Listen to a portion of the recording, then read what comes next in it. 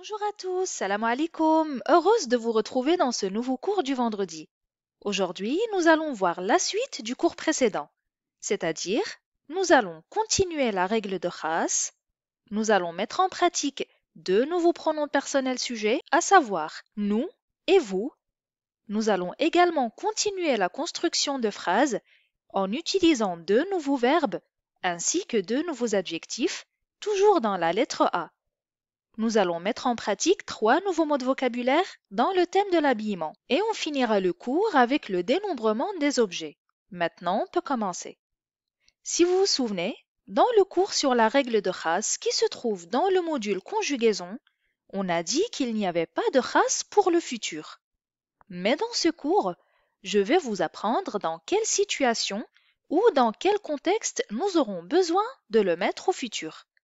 Je vous rappelle seulement que lorsqu'on veut dire il faudra que je mange, on va dire khas nakul, exactement comme au présent.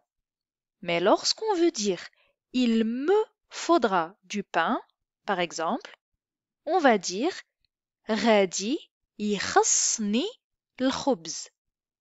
غادي يخصني الخبز. غادي يخصني الخبز. Alors le radi, c'est ce qu'on utilise au futur. Comme pour dire je partirai ou je vais partir, on va dire radi nimshi. Donc ici, nous allons toujours utiliser le radi et le radi, il ne change pas. يخصني. يخصني. Alors le khas, dans ce cas-là, va se conjuguer. يخصني. Le ni, c'est me. الخبز, c'est le pain. Je vous donne plus d'explications. Alors le khas, comme j'ai dit, va s'accorder en genre et en nombre ou il va plutôt se conjuguer au présent en fonction du COD. Donc si le COD est masculin singulier, le khas sera à la troisième personne au masculin singulier. Pour l'exemple de il me faudra du pain, le pain est un nom masculin en darija.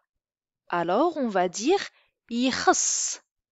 يخص. Le khas va se conjuguer au présent à la troisième personne au masculin singulier. يخص. Et on ajoute le me à la fin, donc le ni, et ça deviendra يخصني. يخصني. Si le COD était féminin, par exemple, il me faudra une pomme. غادي تخصني تفاحة. غادي تخصني تفاحة. En sachant que تفاحة